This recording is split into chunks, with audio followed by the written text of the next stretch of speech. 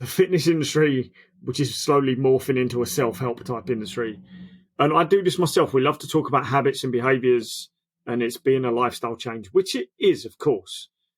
But at the same time, there is a biological aspect to this in terms of what breeds a result, how you maintain that result, what's happening physiologically to your body it does go beyond just the decisions you're making, which also have a physiological aspect to them as well. We are going down a mindset life coaching route now. And I just think when we look at that, we almost are forgetting what our job is. Our job is to be coaches. Our job isn't to sort out your mental health, isn't to cure your ADHD, it isn't to solve your marriage problems, it isn't telling you all the benefits of an ice bath. It's to get you stronger, it's to take some body fat off you, it's to put on some tissue.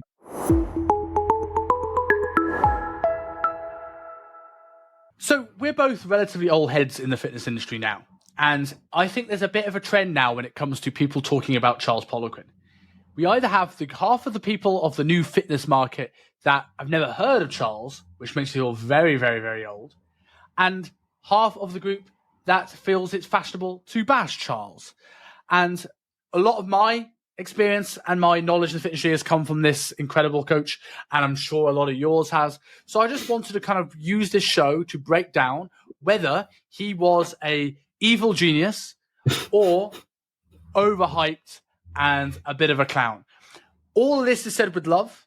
Like, may he rest in peace, one of the best influences on me in the world. And I will give you a bit of a spoiler. I think this show is going to be overwhelmingly positive about the man. But let's break down some of the things.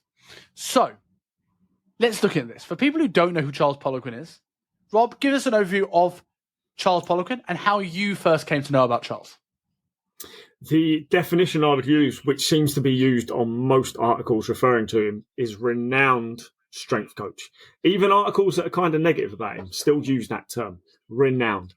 Ahead of his time, some might say.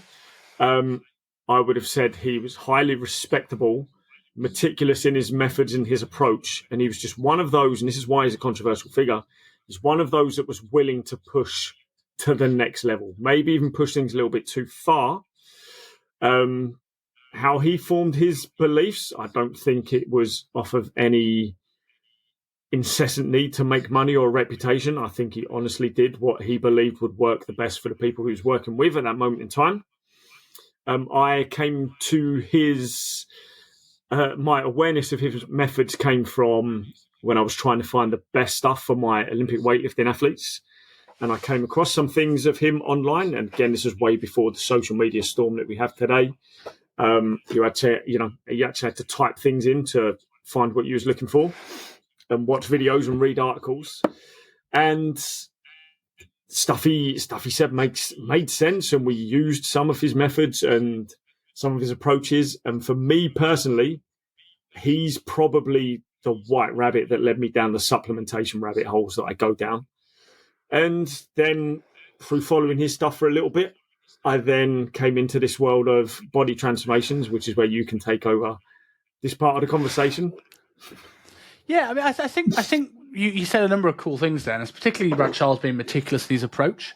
And I think, and I don't, this may have been overtaken now, but for a huge period of time, certainly when I was following him when he was alive, he put more people on podiums at Olympic Games than any strength coach in history.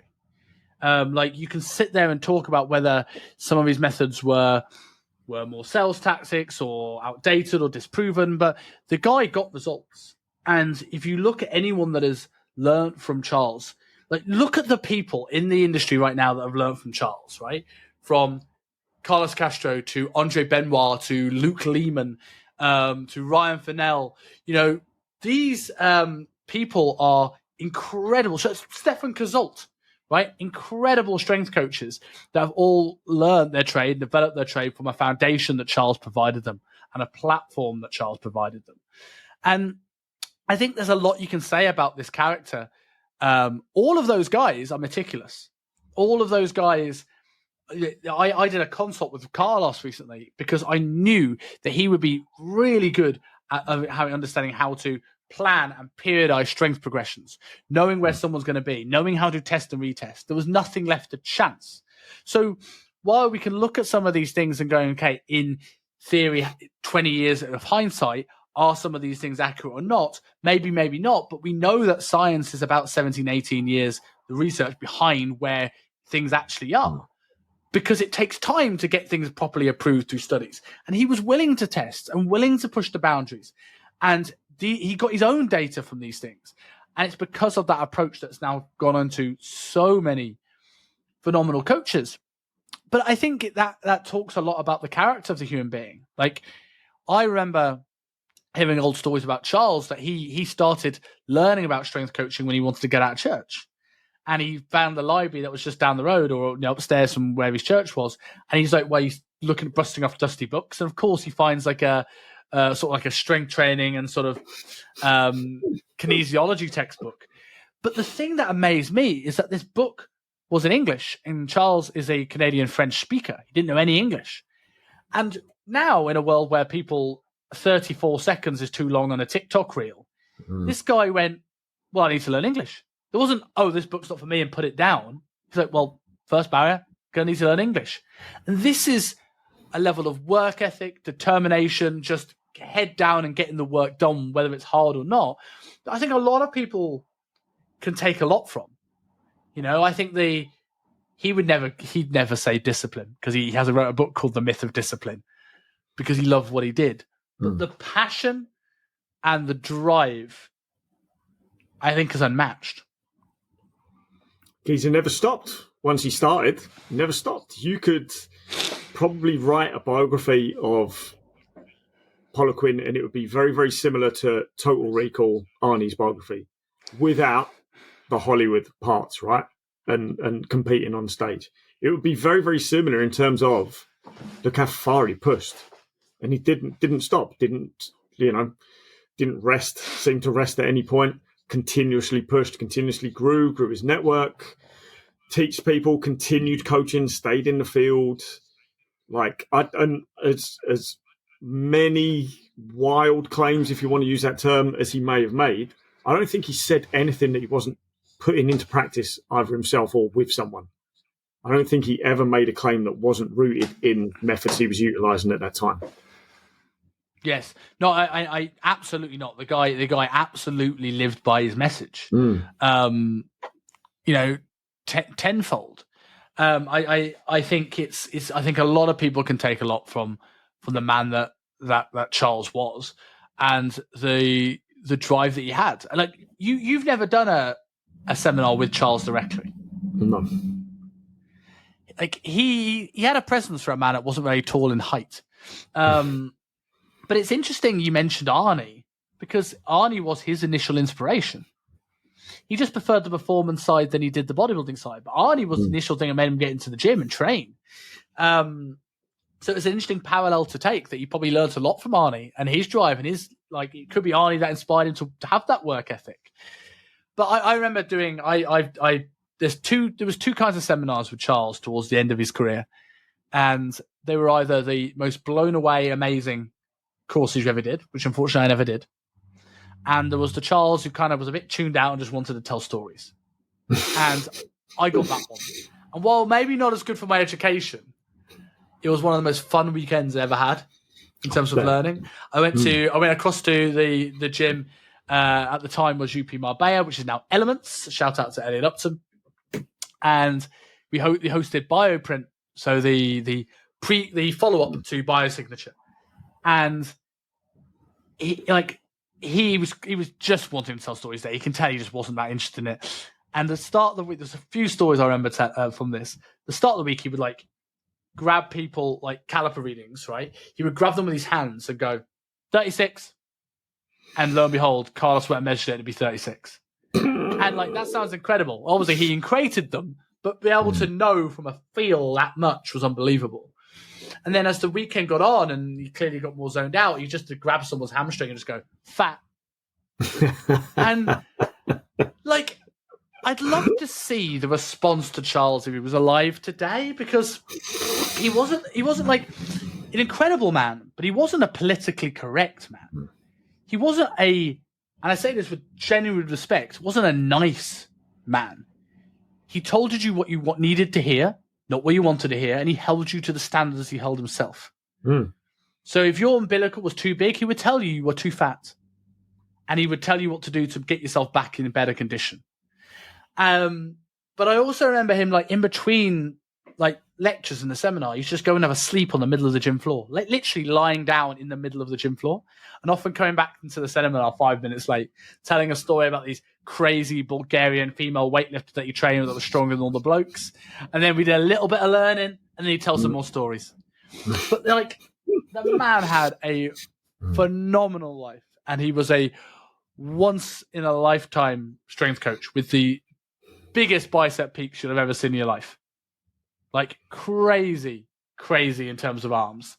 But, like, when it comes to the body composition stuff, again, my first sort of experience with that was when I started working for UP, and there was a massive influence.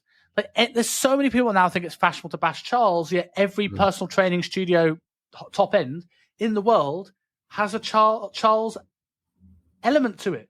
Why are they all kitted out with Atlantis? Why do people do calipers? Why do people do German body composition training? Like, you might not know it, but Charles has a massive influence to the coaches, listeners, what you are doing right now. Something as simple as GVT as well. Like, how many programs you may not even realise were Charles influenced as well, because of who he was mixing with at the time, because of who he educated that went on to create things themselves. 100%. 100%.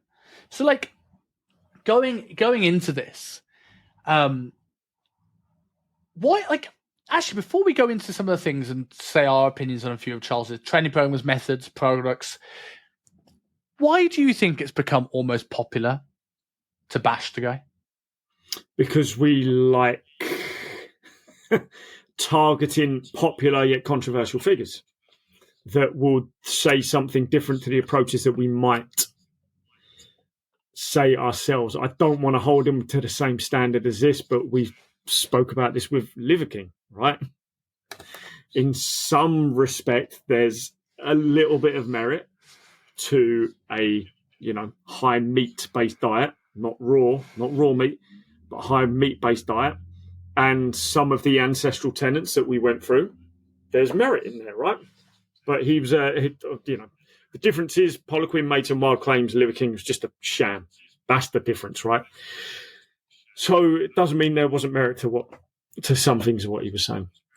But again, it becomes, you rarely criticise from someone ahead of you, right? It's the people underneath. So I think the people underneath who were doing the loudest criticisms need to take a look at why they're doing that. Before we came on, I was looking up what negative stuff can I find online. A lot of it's been deleted, and I'm assuming deleted since his death. I'm assuming. Big, and yeah, fair enough. But then you also, the internet always remembers. You can't delete everything you've ever said in your past based on how someone might look at it now. You could just take ownership and explain, right? But it just always seemed to be articles titled "An Objective Look At," and there was nothing objective about it. It was all personal attack, personal opinion, and words and phrases that did not need to be in these articles. It wasn't an objective look at all. And some of them poorly referenced and some not referenced at all, which just kind of highlights what's going on there. It's like, Poliquin's up there. I need to get my name out there. I disagree with this, so I'm going to shout loudest about this thing here, which I think is even easier to do now. If he was still alive, so much easier to do now because people's attention spans have gone down. You just need a sexy hook rather than writing out an entire article where, your dick's out on the table a little bit more when you're doing that. Yeah, I look at this and I think if there's an element of that, there's tall poppy syndrome. And there is this thing of now people wanting to bring down people that are ahead of them. And we are in a world where we are looking at clickbaits, we're looking at titles.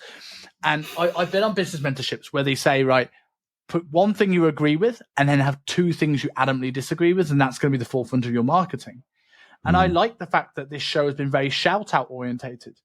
All of us stand on the shoulders of giants that have helped us out. And I think now it's more popular than ever to just bash things. And I also think there's a part of the industry as it gets more popular that is pushing the boundaries and getting better and better and better and better and better. But I also think there is an element now of the rise of business coaches, which have helped people make money, and good coaches help more people, but has also helped a lot of people who just go, how can I systemize and streamline my work so I have to do as little work as possible whilst making as much money as possible? And now you have people just going, well, you don't want to help people train hard because it's not easy. We're going to template this. We're going to template that. We're just going to say calorie deficit. That's all that matters, right? We're just going to give macros and just hope the client can just follow it. So if your whole knowledge base, if you're not willing to admit that some of these things may or may not work, if you're immediately bashing, that just means you don't want to delve into finding out, okay, where there's smoke, there's fire. And I'm not saying that all of the science panned out the way Charles thought it was, but there was a reason why he was doing these things. And there was probably some level of truth to it. And if you have your mind open enough to explore some of these things, you'll be amazed at the answers. But most people, it's too much hard work to study it. And it's almost too much hard work to, how many times have you seen this, right, on business mentorships? Hey, I've got a client asking for meal plans. How can I tell them I don't do that because it's going to take too long to write it? I'm like, it takes me 5-10 minutes to write a meal plan. What are you that's the effort, and this is it. The stuff that Charles talks about required a more meticulous approach, which takes more effort on the coach, and so many coaches don't have the drive to actually take the time to help their clients. And that's my biggest bugbear. A lot of people are bashing him. It's because they're too lazy to find out what's right and what's wrong. And it so they go depends for the simplistic approach. How far you're willing to take it as well, right? There's a small percentage of people that are all in, 100% all in. There's a percentage of people that are all or nothing, and they can stop and start all the flipping time. And there's a percentage of people that will just do 70 to 80% of what's required and still eventually get a result. That's the people who do. But the thing is, when you've got people like Poliquin who are 100%, they will do all the things that might only get you a 0.5 to 1% better result.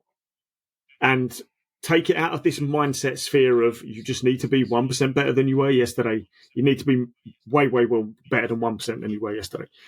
The 0.5 to the 1% is not going to matter to the person who only needs to be doing 70 to 80% right across the course of the week to see the result that they want to see, which is probably over a longer period of time.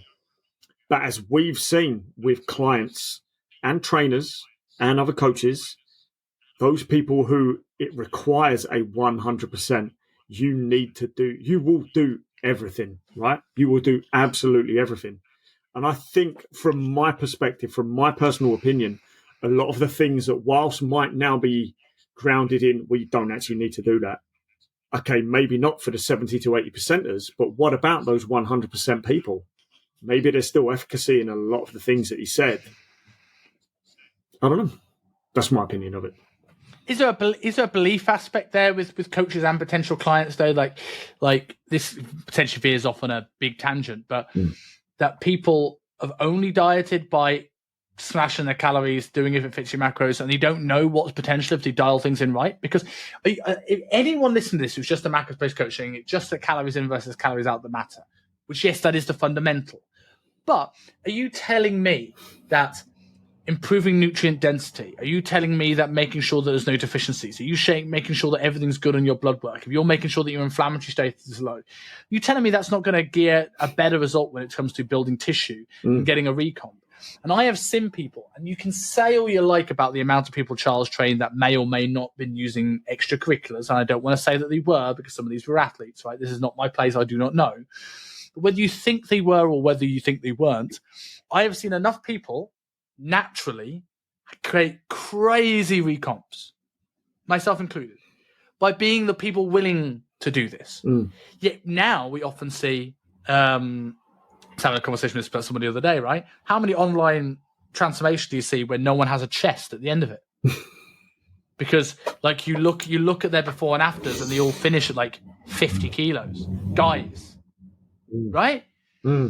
And like, the art of a body transformation rather than just a weight loss program, I think are few and far between now. And I think maybe going back, because things do full circle, right? Going back and taking, maybe not everything, but some of the stuff that Charles said could actually tenfold improve some of the results of the coaches around the world today by just plugging the gaps. You keep your calorie targets where they are, and now let's work on fine-tuning those diets. I reckon people will be surprised about the results they are leaving on the table. Yeah, I think that's exactly it. And being able to maintain that result afterwards as well. Like with the fitness industry, which is slowly morphing into a self-help type industry. And I do this myself. We love to talk about habits and behaviors, and it's being a lifestyle change, which it is, of course. But at the same time, there is a biological aspect to this in terms of what breeds a result, how you maintain that result, what's happening physiologically to your body. It does go beyond just the decisions you're making, which also have a physiological aspect to them as well. So it's a case of, again, like I'll go back to that. These are the 100. These are the man. If the percenter term has been so morphed anyway, whether it's the 1%ers or the 10, 100%, these are the people that will go 100%, leave absolutely nothing on the table, nothing to chance. Will do the things that they may not necessarily need to do for that chance to get that 0.5 to 1% extra to make it a 100% thing. And I think the difference is what you see. What's the end result there? It's okay. Yeah, calories in, calories out, of course. Nutrient density, very, very, very important. Secondary after that. And then the things after that, so many people just leave it now. It doesn't matter. Like you look at the Eric Helms pyramid, which I think is important for most people out there. But the people that need a little bit more of that need an actual transformation or are trying to get to the next level with their sport, they need to go that little bit further than the rest of us do.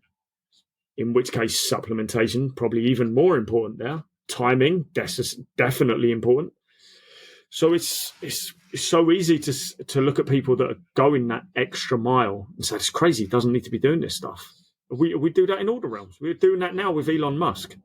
We're looking at the people who are ready to push through to the next realm and test things out and be willing to. I think they are willing to be ridiculed as well. I think that's just part and parcel of it. Like you said it perfectly. No smoke without fire, right? So we're going off on one. We're going to go on a lot of tangents today, I feel, as well.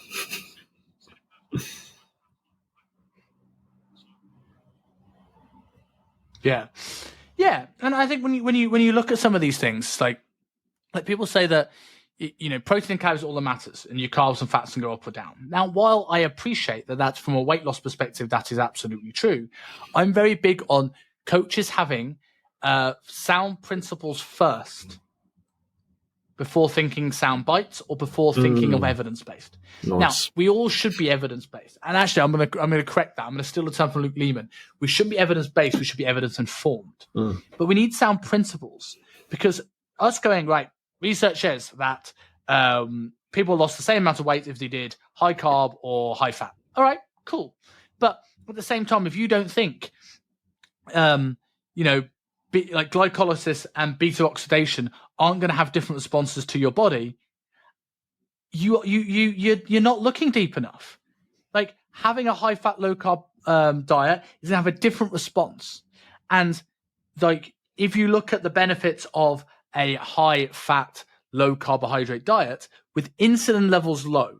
So essentially, let's say we have blood glucose goes up, insulin puts it in the liver, the muscles, and then this got what I call the emergency car park of fat stores. You have to deplete those other two. That's why people end up looking skinnier on a diet, right? To get into this muscle storage zone, fat storage zone, and start emptying sort of triglycerides for glycerol to be used for fuel sources. Now, like that will will be harder to do if insulin is always high. But on the flip side, insulin can calm the nervous system down, put us at rest so we can start using fat as a fuel source. Can it be protein sparing and can build some tissue? So like, I'm not saying either of those are good or bad, but I tell you what, there is a time and a place for lower carbohydrate dieting. There's a time and a place for higher carbohydrate dieting. A period of lower carbohydrate dieting will make you more efficient at using carbs down the line and using fat as a fuel now. These things are true. Now, are they superseding calories? No. But if you're not looking at them, you're leaving results on the table. And I just think people aren't looking deep enough. People aren't driven by the science anymore outside of the gym floor. More people are into mechanics, but not actually about, like, the diet world's become too simple, where people are oversimplifying everything. That's it. Oversimplification now. That's the problem. It's gone the complete opposite way. The people who are calling out others for overcomplicating are now doing nothing but oversimplifying. And whilst we hold ourselves to a certain standard, and we try to hold our clients to a certain standard, some people, their promotional material of a 2 to 3 kilo weight drop from bloating only and just using the photos because they're too scared to show what happened on the scale and listing that as a transformation. Fair play to that person. Like anyone who drops anything, if that's their goal, like, massive congratulations to you. I'm not knocking that in the slightest. But in terms of, again, what's a mind-blowing, life-changing, life-altering result, that's the difference. That's the difference. So yeah, and kind of changing that internal environment, like adapting to actually being able to use carbs as its intended fuel, rather than most people have an abundance of carbs and a complete lack of activity and movement. Actually forcing your body to adapt, which you'll only feel benefit from. Okay, shit at first, but you'll only feel benefit from. Some people will never experience that because they're doing things way too simply and not actually forcing any sort of adaptation. They're just working within that 10% realm where nothing's really going to change internally. But you might see some cool external changes, which, again, I'm not knocking in the slightest. Yeah, man. Like I say, like, it is all going a bit too simple and a bit too mindset-y now as well. Because I think that's the biggest gap. I agree with that. I think we are going down a life coach mindset route, and no worries. We are going down a mindset life coaching route now, and I just think when we look at that, we almost are forgetting what our job is. Our job is to be coaches. Our job isn't to sort out your mental health, isn't to cure your ADHD, it isn't to solve your marriage problems, it isn't telling you all the benefits of an ice bath. It's to get you stronger, it's to take some body fat off you, it's to put on some tissue, right? Like, while these things have a crossover, I think we've now lost our way in terms of knowing our place. And for all his flaws, Charles Poliquin was a strength coach. You could not describe it in any other way. No. It was what he said. He is what he is on the tin. 100%. Couldn't agree more. Simple as that. Renowned strength coach. I want to go into a bit, going through some of the things that are the more controversial things that he may have said, and getting your thoughts on them and having a bit of a discussion. So the first one I want to go into is you have to be low carb until you have visible abs.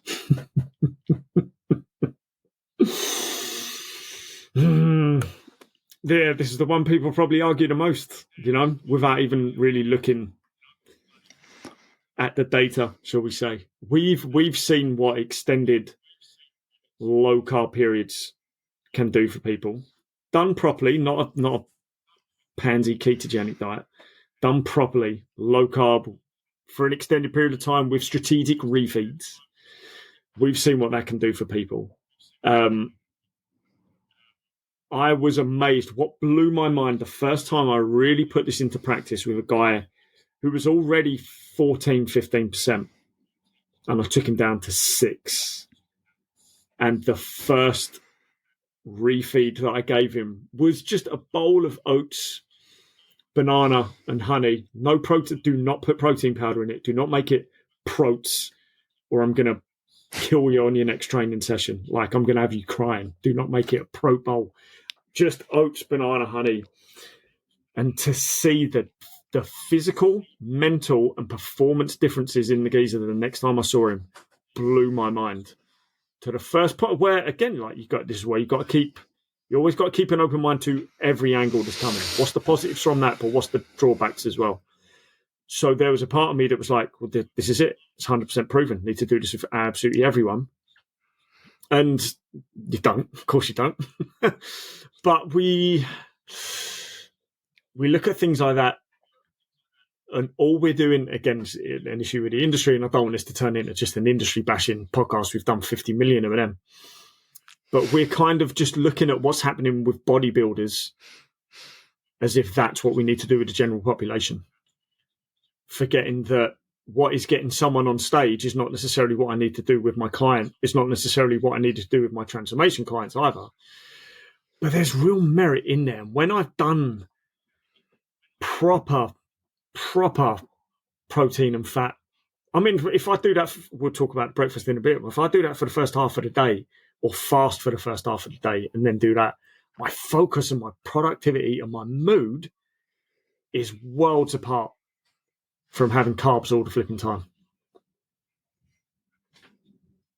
You've probably got way more experience with this than I have.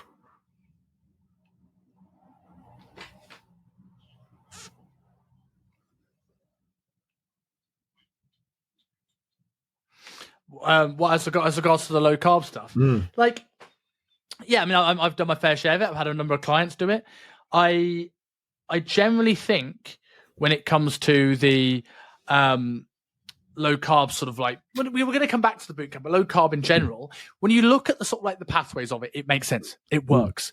And where I think the downside of this is, because what people are going to say to me, but carbs are your energy source. Okay. So carbs are your energy source, but if you're mega overweight and inflamed, you're not going to be utilizing those carbohydrates very well. If your blood sugar's out of control, you're not going to be utilizing those carbohydrates very well.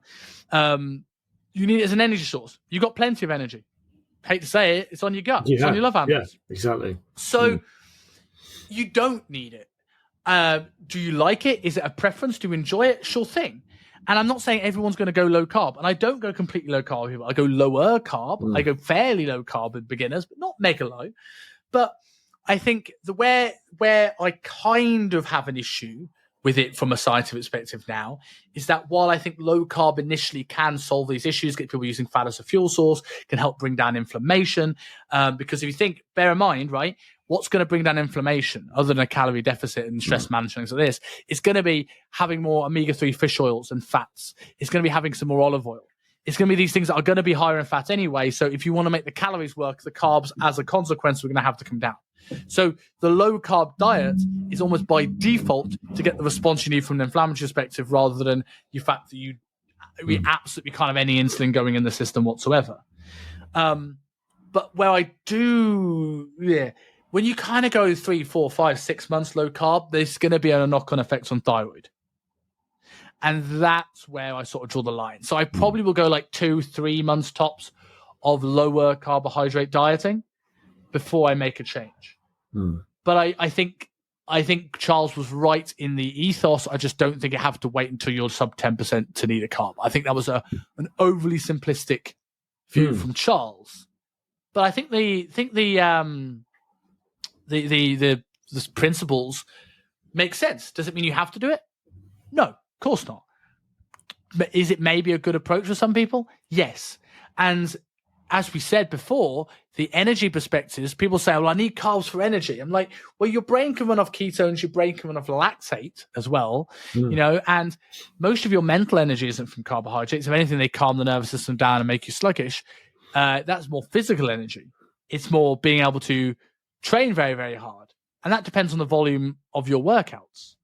So I think as long as you're managing your workout volume well, I think a low carb diet can work with people.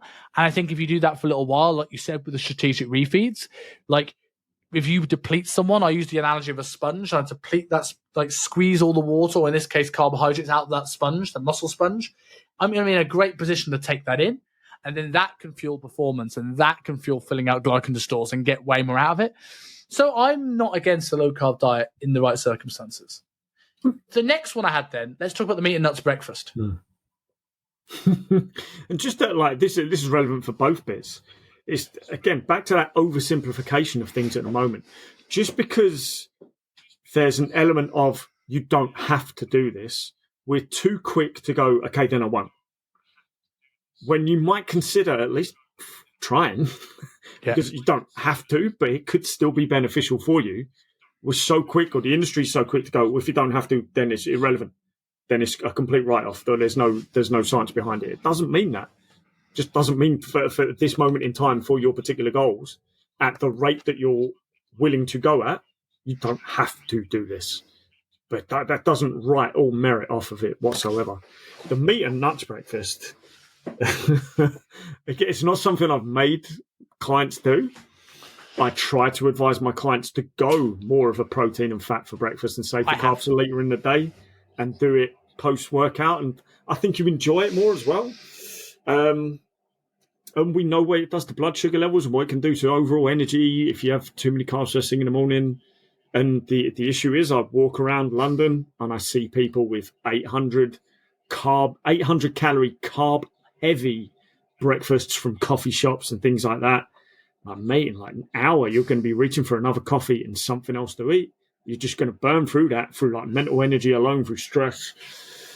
And these are the people who would probably feel a rapid energy and mood lift if they would just switch that and have protein and fats instead. I think it's an amazing thing. Not everyone loves meat and nuts for breakfast. That was the biggest challenge with trying to get people doing this. Not everyone enjoys it.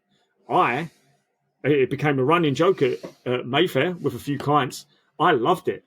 I actually really enjoyed it, to the point where I ended up having chicken thighs with with a ton of nuts and spices and a little bit of dried fruit. And then eventually I thought, well, I've dried fruit and my nuts with chocolate as well. I'll put my dark chocolate in there as well. So I had a bag of chicken thighs, dark chocolate, ton of like cinnamon and some I think it was cayenne pepper, nuts, the whole shebang in there. And then I got really lazy with my rucksack. I didn't want to carry lunch boxes because I hated the sound of it banging around. So I just put them all in bags. And at UP Mayfair, it became known as the keto bag. Rob's got his keto bag out first thing in the morning with my 2 chicken thighs and dark chocolate, just chugging it all down my throat. But I loved it. I felt amazing on it. Yeah, I mean, I've done it and I loved it. And I did for a while make people do it because that's what I was told was the way. And I was like, well, you have to eat the meat and that's breakfast. And here's your 5 meat rotation that you're going to have. You have lamb on Monday, beef on Tuesday, and whatever else. And yeah, it was a hard sell. And some people I literally overwhelmed and burnt them out the process from day one. But I will tell you this: every single person that did it never regretted it, ever. And in 13 years. And the reason for people who don't know and this or don't understand the idea of the meat and nuts breakfast is that the carbs increase serotonin, make you more sluggish. So going a lower carb, higher fat breakfast was the right fuel for your mind. The reason why we did red meat and nuts is because the combination of red meat and nuts created the right neurotransmitters to fuel optimal mental performance throughout the day. So I played around with this and went more with like eggs and smoked salmon and things like this with a few nuts and playing around with that sort of stuff. Right now I do, I'll show you this. I do shout out to my coach Ant from Shapeshifters. I do one of these, which is a pea protein shake with tons of like greens, fiber, flax seeds. And I have that with an essential oils product and a fish oil. And that does my meat, my sort of like protein and fats, high fat breakfast. I feel great off it. Digestion's good. All things are good. So I think, is it great for everybody? No, but it's only not great for people who can't get their head around not doing it, or people that are doing high volume training in the morning. Other than that, I feel that most people, especially people who work busy jobs that aren't living and breathing for the gym, switch your oats for a high fat, high protein breakfast. I almost guarantee you will not regret it from how you feel, how you perform, and everything else.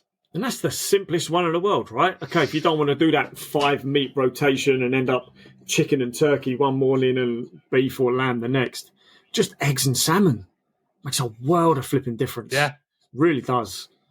So yeah, just have eggs and salmon for your breakfast, or like you've just shown, some sort of protein variant with some extra fat source in there. However you want to get that in, you know. Yeah. So now we're on to the next one, probably the most slammed one, and this is the one this spurred me on to have this conversation. Biosig. What's your thoughts?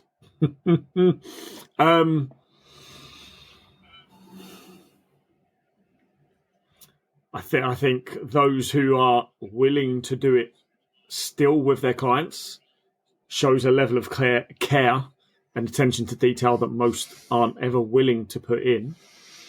I think it has some relevance still.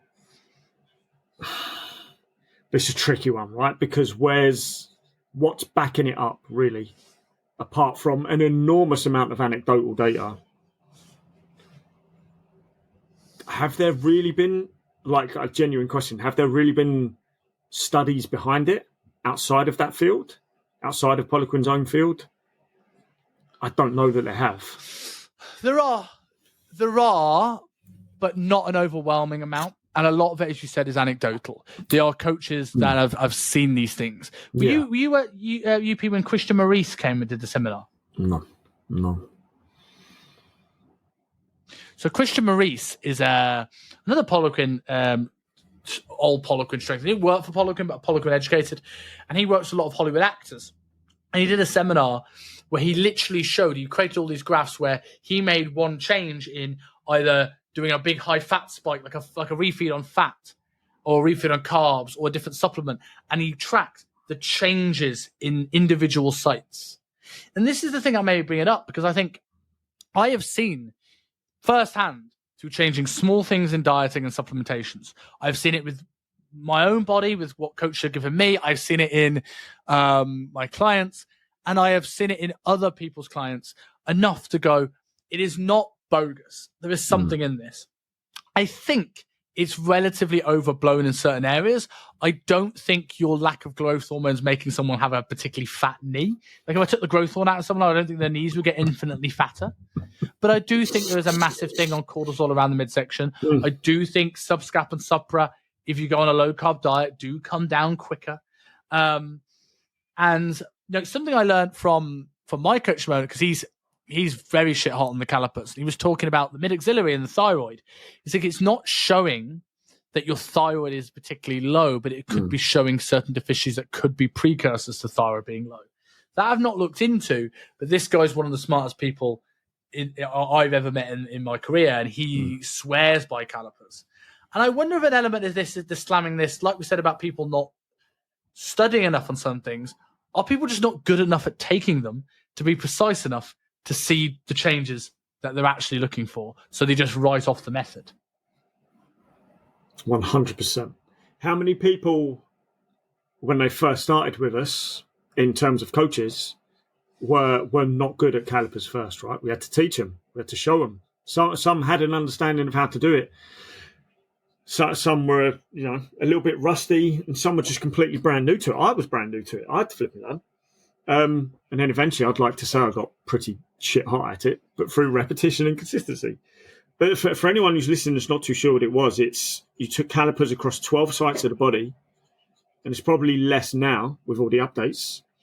And there were hormones linked to each one of those areas that dictated your fat storage. Now, in a large percentage, that's true, that a lot of your fat storage is dictated by your hormones. And there's a big crowd of people out there who took that and ran with it as the only thing that matters. Don't count your calories, don't track your macros, your hormones are what's important. Well, how the fuck do you affect your hormones, bruv, without looking at what calories and macros you're taking in? So, of course, it links back to that. The two work in tandem, hand in hand. One affects the other and vice versa.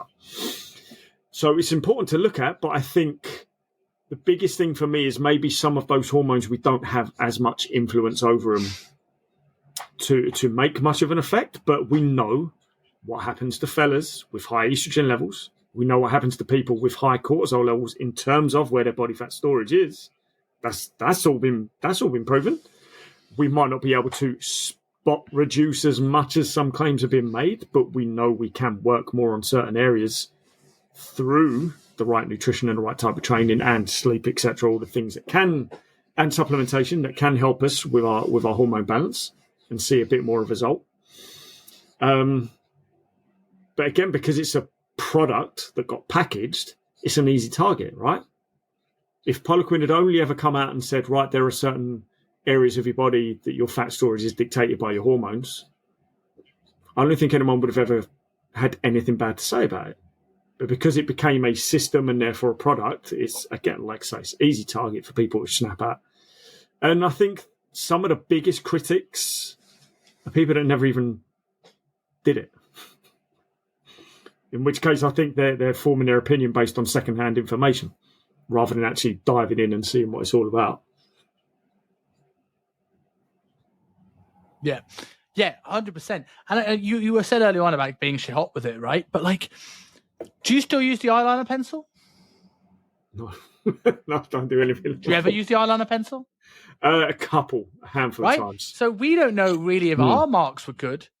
True. And I wouldn't feel 100% confident getting in front of Charles in my measurements, and I teach it to people, and I feel I'm pretty good at it and pretty accurate. So I think that it's the competency of the tool is more the problem than necessarily that it's completely out there. But you're right, as you said, like calories and hormones are interchangeable, and you can't really have one without the other. But I also think at the very least, it offers you another tool to be able to see if something's working and going in the right direction. When weight, or if you get a bit of a recomp or a time of the month, can we check that certain sites are coming down? Totally. Can we make sure that subscap, umbilical, and supra, so your love handle, your upper back, and your belly button, are below 10? If you want to get shredded lean, you're going to be wanting to look at those things. So I do think there's more validity in it than people give reference to. And while I've seen people all the time say, you can't spot the juice and Biosig is rubbish, and then they talk about taking your Himbine. Right? I think I've got some here, actually. Yeah. Yeah, quite right. So you've got some? Yeah, I think in one of these drawers I got some. I love it. I love taking it fast. Again, this is ticking all the anti-fitness industry boxes. Yo Himbine and fasted cardio. I love it. I love doing those two things together.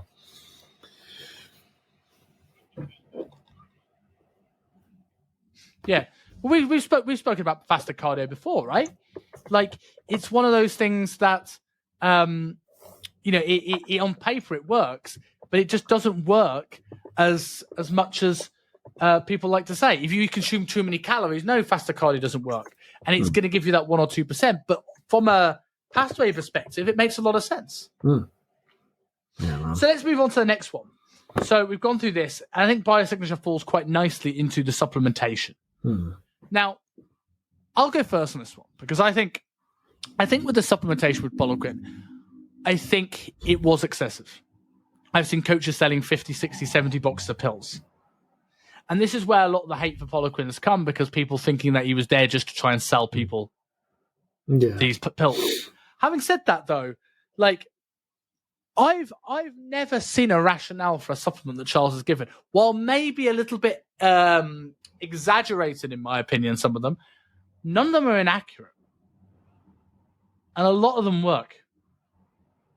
What's your thoughts?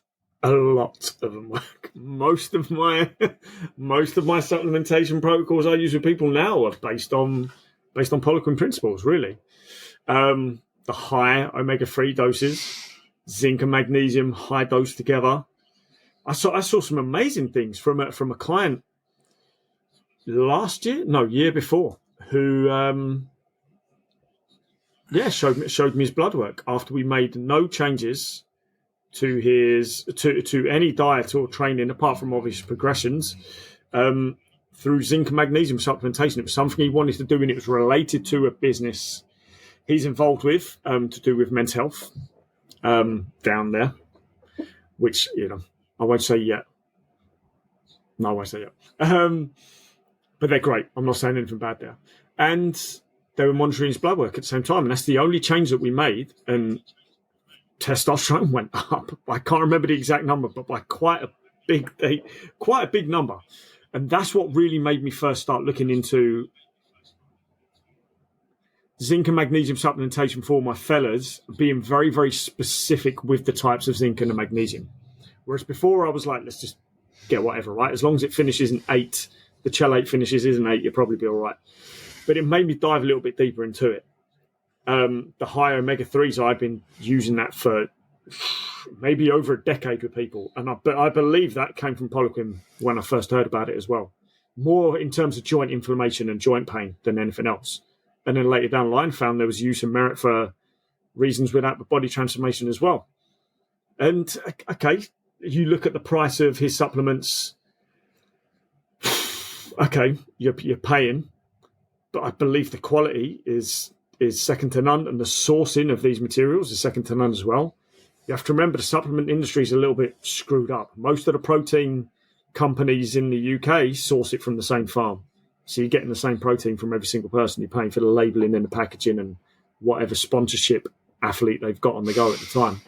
I don't believe he sourced his stuff from the same place at all. Yeah, man. We could go on a supplementation rabbit hole again. Those are my two big things I took from him was so DIM as well. DIM for females, high omegas for everyone, zinc and magnesium for fellas. Those are my 3 that I still use now with most people when it's needed, when it's relevant. I think supplements have fallen into the same category, though, of where people bash biosignature. And, people go, oh, supplements aren't worth it. People are just a scam. They're just selling you stuff. And it's, again, people like to bringing things down. When you actually look at it, you're putting someone in a calorie deficit. By definition, it is a deficit, which means because you're deficient in calories, you're more likely to be deficient in the vitamins and minerals and nutrients that you need, not because you're not having a good, healthy diet, but because you're not eating enough of them. Add to that the fact that the quality of our food is nowhere near as good as it was 50, 100 years ago with all the things sprayed on them, then we're now in a position where supplementing is more important than ever. People that say supplementing doesn't work are ludicrous. And I think there is definitely a place for supplements. Are they more important than a good diet and exercise? Absolutely not. Are they more than the 5-10% that people say? Absolutely. And I think they are. If you want to get someone mega lean and keep them healthy, I think supplementation becomes very important when you're getting to those lower levels of body fat. And I have seen, going on to what you were talking about, anecdotal stuff with your guy and blood work, I have seen people who have gone 9 grams of fish oil, and I've seen beer guts disappear in less than 2 weeks. Going from massive beer gut to flat stomach. Less than 2 weeks. I have seen people take DIM and resveratrol, and their legs get dramatically leaner within a month. Like quicker than the rest of their body. And you're telling me, sorry, you can't spot reduce. And this isn't 1 or 2 people. These are tens, potentially hundreds of clients that walk through the doors at Shoreditch where I see their legs come down. These are people that I've seen that go through online products, mine and where I've previously worked, get leaner legs. Right? And I will give a shout out here, actually. Shout out to Joe Halstead. UP do the estro control product. It's fantastic. Second to none. And that was formulated by 3 supplements that Charles promoted, and he put them together in the perfect dosages. And it's an excellent product. It's a revolutionary product, really. And ladies especially, I won't get commission for this. I don't care. In terms of caring for people, and ladies, if you want to alleviate some of your monthly symptoms, but potentially, regulate your cycle a bit more as well, if it is a bit all over the place. My God, why aren't you on it? Why aren't you on it? The stories speak for themselves. Some of the testimonials of that product are mind-blowing. And some people say, yeah, well, you can get this stuff from food, but you aren't getting it from food. You can't guarantee you're getting it from food. Because, again, the nature, the makeup of our food is so different to how it was. So in which case, why don't we utilize our technologies that we currently have and take it in supplementation form? So I think we've come to the conclusion that supplements are way better than a lot of the industry likes to say they are. But I want to finish off on one more that gets a lot of slack. And I think we can assume that his training knowledge was unbelievably good, right? If anyone thinks it's not, seriously, you need to spend more time reading his stuff. But the one thing that I think still gets a little bit of hate is the structural balance templates. And in particular, is it 10% of your bench press should be external rotation for 10 reps? What do you think of that? I knew you was going to say that one. Yeah. So I bet this stuff then goes beyond my capability, because that was the limit I would kind of hit. I personally, I can't say true or not because I haven't got the data, whether researched or anecdotal, to say whether that is the case or not. But when you say it, it's one of those things that kind of makes sense a little bit, which I'm reluctant to say. But I get it, mate. That's where the level I've never been to. I've never reached. I've never been prepared to look at in more detail. So I can't really comment much on it, which is terrible. Yeah, like I personally, I think some of them are bang on the money. I think some of them are a stretch. I have not personally seen. I think I've seen one or two people that can do it. In terms of those prone trap threes and those external rotation readings, and I have made my own versions of these with some different percentages. However, I have spoken to people like Tom Hibbert. I've spoken to people like Carlos who have athletes that go, yep, we have plenty of athletes that do it. So when you're looking at mega strong boys, there potentially is scope. Yeah. And that's what I need to learn more about as well. I mean, you got to look at Look at some of the other places that would be relevant. Okay, so is it relevant for 60, 70% of the general population? Probably not. Is it relevant for elite powerlifters? Well, yeah, that's worth looking at. And maybe some people are by default doing that without utilising that method to know they are doing that. That's something that needs to be looked in as well. But we don't study it. Well, some places still do, but we don't study this stuff as much. And I think a lot of this stuff is now no longer as relevant because he's no longer with us. So there's only a handful of people still pushing these levels and these boundaries out there, but they're not him. At the same time, mad respect to a lot of people out there, but no one's him who's really willing to go to that next level. But like you say, there's people out there who say this is still relevant. There's efficacy to this. So we can't completely write it off as we don't need to worry. Again, it's one of those things, right? You might not need to do it, but it doesn't mean no one should do it. And I think when you look at it as well, just as a closing point on this, whether you think the measures are excessive or not with certain things, I think it's really good just to give people a bit of a guidance. If you're never going to hit 10% of your bench press, at least you've got 10% of your bench press as something to continue to work towards, to keep pushing. It gives you a target. When building strength and building tissue is a longer term goal. And I think that is where this comes in. So I think, to conclude, I think on the whole, Charles liked to talk a big game.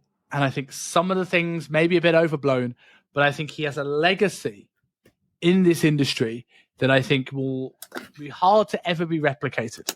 And the guy's methods work. And if you're listening to this now, having gotten into the trend of being popular to bash him, go back and reread, and you may surprise yourself. I'm going to finish off in terms of this with a shout out to somebody else other than me this time. And that's going to be to a guy called Tom Hibbert in Winning Health in Southampton. And because he's one of the guys who programs like Charles very well. He's one of the best programmers in the world. And if you want to learn more about this from someone who can, unfortunately, may you rest in peace, Mr. Poliquin, can have a level of training knowledge like his that has been developed and refined over the last, 10 odd years or so, since 7, 8 years since he died. Go and look at Tom's work because it's exceptional. And then, Rob, tell us all about where to find you, Fat Loss Fastlane, and your little hint at Alive. So come find me. The most active platform I'm on, which I'm not being very active on at the moment, is Fat Loss Fastlane on Instagram, where you can also sign up to help me gauge interest for the first Fastlane live event, which I will come up with a better name, where the idea is to be some sort of immersive event in terms of it's not just me talking at you for a couple of hours. We're actually working on something. Working on belief systems and then putting that into practice through a workout. That's the plan of it. I'm going to come up with a better elevator pitch than that as well. But this is all very, very early doors. And the weirdest thing is the idea literally came to me in a dream. So I have to act on it because I have to. Love it. Right. Thank you as always, man. I will speak to you next week.